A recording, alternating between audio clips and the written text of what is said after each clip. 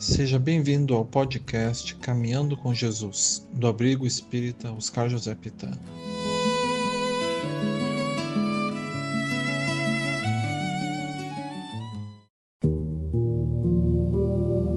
Queridas irmãs, queridos irmãos, sejam bem-vindos mais uma vez ao nosso trabalho de toda terça-feira, Caminhando com Jesus. Convido a todos os irmãos que neste momento nos preparemos em pensamento, em energia, vinculados à imagem de Jesus, o nosso mestre, o nosso amigo, o nosso guia de todas as horas, que Ele possa tocar os nossos corações com a paz e com a serenidade que tanto precisamos. Rogamos a Ti, então, mestre amigo, o Teu amparo, Tua proteção para os nossos trabalhos desta noite, nós que estamos reunidos em Teu nome, que possamos aprender um pouco mais das Tuas lições, do Teu Evangelho e, acima de tudo, colocarmos essas lições no coração e assim praticarmos o Teu Evangelho no dia a dia, no nosso lar, no trabalho, na sociedade, em todos os locais onde estejamos. Que seja Tu a nossa luz, o nosso guia, o nosso exemplo para a condução das nossas vidas. E assim nos aproximarmos um pouco mais nesta noite do Teu amor infinito. Assim, agradecidos por mais essa oportunidade de estarmos reunidos em Teu nome, iniciamos com gratidão mais esta atividade desta terça-feira.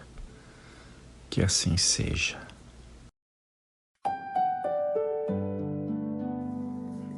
Boa noite, irmãos. Agradecemos a Deus a oportunidade de estarmos mais uma vez aqui juntos no podcast Caminhando com Jesus. Hoje faremos nossa reflexão sobre a lição 48 do livro Palavras de Vida Eterna do nosso querido Chico, pelo Espírito Emmanuel. O título dessa lição é Dinheiro e Atitude, e nela o benfeitor tece considerações sobre a primeira carta de Paulo a Timóteo, que no seu capítulo 6, versículo 10, diz: porque a paixão do dinheiro é a raiz de toda espécie de males, e nessa cobiça alguns se desviaram da fé e se transpassaram a si mesmos com muitas dores. Não encarceres o dinheiro, para que o dinheiro não te encarcere. Bênção da vida que o Senhor permite circule na organização da comunidade, qual sangue no corpo, converte-se em perigoso tirano de quem o escraviza. Deforma por isso mesmo os corações que o segregam no vício, como se faz verdugo implacável do avarento que o trancafia nos cofres da usura. Algemado a inteligência perversa, transforma-se em arma destruidora e, extorquido as lágrimas de viúva e órfãos, vinga-se daqueles que o recolhem, instilando-lhes enfermidades e cegueira de espírito. Libertado, porém, no campo do progresso e da bondade, converte-se em oculto libertador daqueles que o libertam. É por essa razão que se faz alegria na colher de leite a criança desamparada ou no leito simples que agasalha o doente sem teto, voltando em forma de paz àqueles que o distribuem. Orientado na direção dos que sofrem, é prece de gratidão em louvor dos braços que o movimentam. E conduzido aos círculos de aflição, é cântico inarticulado de amor para as almas que o semeiam na gleba castigada do sofrimento. Não é a moeda que envilece o homem, e sim o homem que a envilece, no desvario das paixões que o degradam. Deixa, pois, que o dinheiro de passagem por tuas mãos se faça bênção no trabalho e educação, caridade e socorro, afeição do ar que respiras sem furtá-lo aos pulmões dos outros, e perceberás que o dinheiro na origem é propriedade simples de Deus. Então, meus irmãos, nós vemos que na primeira frase, Emmanuel define o dinheiro como bênção da vida que o Senhor permite circule na organização da comunidade. Aqui, o benfeitor já nos mostra que o dinheiro em si, ele é bom, é necessário, é a maneira que nos organizamos e que organizamos as trocas que precisamos fazer nas comunidades. Por exemplo, eu gosto de feijão, mas eu não produzo feijão. Então, eu preciso de dinheiro para comprá-lo, de uma forma justa, para que quem plantou seja recompensado pelo trabalho e possa também comprar o que necessita, mas que não consegue produzir. Usado dessa maneira, o dinheiro vai circular, como o sangue circula no nosso corpo, nutrindo todas as estruturas, e mantendo vivo. Eu tendo dinheiro e usando para auxiliar um irmão necessitado, eu também estou permitindo que ele flua e cumpra o papel para o qual ele foi criado. O benfeitor conclui nessa mesma frase, dizendo que o dinheiro converte-se em perigoso tirano de quem o escraviza. E aí a gente vai pensar, mas quem ou o que escraviza o dinheiro? E aí a gente volta para o título dessa lição, Dinheiro e Atitude. E nós percebemos que somos nós, com as nossas próprias atitudes, que escravizamos o dinheiro. Nós o retemos, nós não permitimos que ele circule de maneira correta. E dessa maneira, ele não vai chegar nem aonde, nem em quem ele precisa. O capítulo 16 do Evangelho segundo o Espiritismo, Não se pode servir a Deus e a Mamon, ele nos traz muitas reflexões e orientações a respeito da riqueza, do dinheiro e do seu uso. Encontramos aí a parábola dos talentos, onde o nosso Mestre Jesus nos mostra a necessidade de fluir os bens com os quais somos abençoados. A parábola, ela nos fala de um homem que, ao viajar, deixa com seus servos 5, 2 e 1 talento. No retorno, ele observa que 2 desses servos, o que ganhou 5 talentos, o que ganhou 2, eles usaram o dinheiro de maneira a fazer com que esse dinheiro rendesse. E o que ganhou 1 talento apenas, o enterrou, com medo de perder o dinheiro. O Senhor quando ele viu isso, ele ficou feliz com os servos que usaram a moeda para transformá-la em mais, e se aborreceu com aquele que enterrou, não permitindo que esse dinheiro circulasse, que esse dinheiro rendesse. Esse servo que enterra o talento é a figura do avarento. Quantos de nós, meus irmãos, preocupados que somos, queremos ter dinheiro guardado, uma poupança para ser usada lá na frente.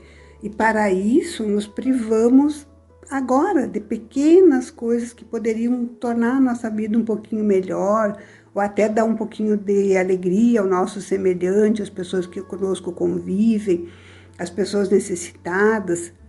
Mas aí a gente se pergunta, quando será esse lá na frente? Será que teremos esse amanhã?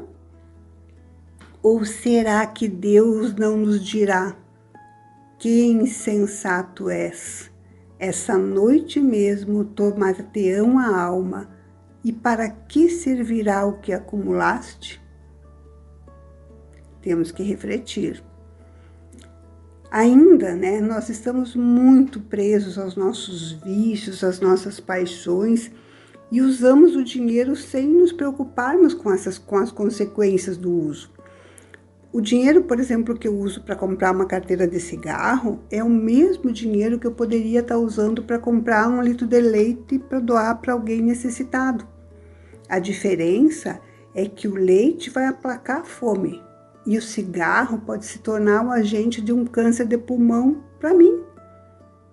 Então, o mau uso do dinheiro, né? O que ele pode fazer conosco? O dinheiro, meus irmãos, o dinheiro dá poder. E quanto mais poder se tem, parece que mais poder se quer. E o poder, quando mal direcionado, ele pode trazer o que nós estamos vivendo hoje, que são as guerras, né? O mundo aí tem vários focos hoje de guerra. E aí nós nos perguntamos assim, quem que ataca? Quem que faz guerra? São os países pobres? Não. São países que têm muito dinheiro, que têm muito poder e que também poderiam fazer um mundo melhor com esse dinheiro que eles têm. Mas com as suas atitudes, eles infelizmente transformam o dinheiro em máquinas destruidoras, em armas, né? E aí vem a pergunta, o que nos cabe diante de tudo isso? Nos revoltar, não querer ter dinheiro, não querer trabalhar para obtê-lo? Não, né? Não é isso, meus irmãos. Nós precisamos lembrar das leis morais que nos regem, a lei do trabalho, a lei do progresso. Então, nós temos que continuar a nossa caminhada, mas sabendo que o dinheiro é bênção e permitindo que, se nós tivermos sido abençoados por Deus com ele, que através de nossas atitudes ele possa sim ser um meio de nos trazer uma vida mais confortável, mas que nunca deixe de circular, auxiliando, socorrendo aqueles que necessitam. Olha o que o benfeitor diz, né? Libertado, porém, no campo do progresso e da bondade, o dinheiro converte-se em oculto libertador daqueles que o libertam. Orientado na direção dos que sofrem, é prece de gratidão em louvor dos braços que o movimentam. Então, quando nós temos condições, levando um pouco de alento aos corações sofridos pela falta, dando a alguém o que necessita, nós vamos ter paz, nós vamos sentir a alegria genuína de quem pratica a caridade. Nós estaremos sendo fiéis aos propósitos de Deus.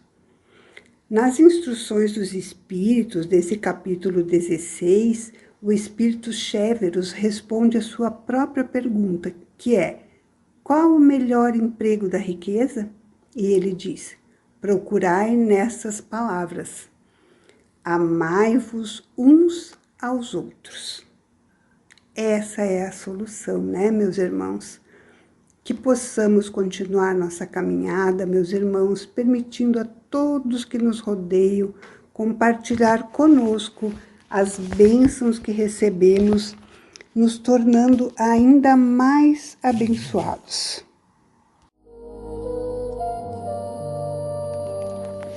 E agora, irmãos, que possamos nos colocar numa posição confortável, fecharmos os nossos olhos físicos, se assim o desejarmos, e elevarmos nossos pensamentos a Deus, Pai, para agradecermos.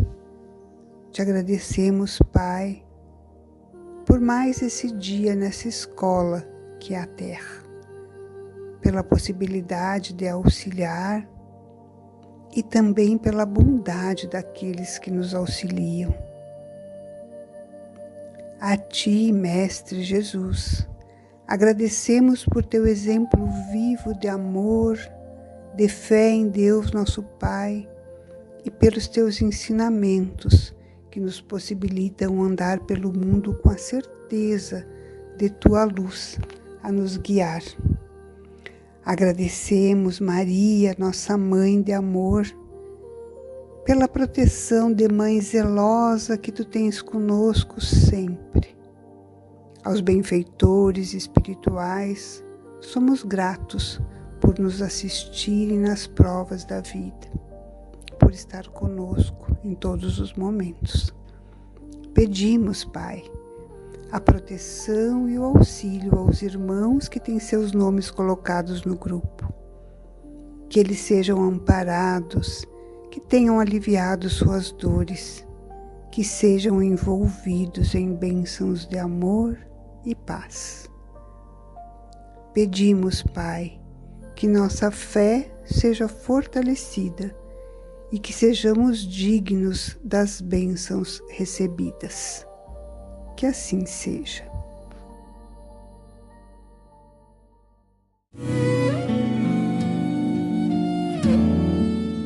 Muito obrigado pela sua audiência.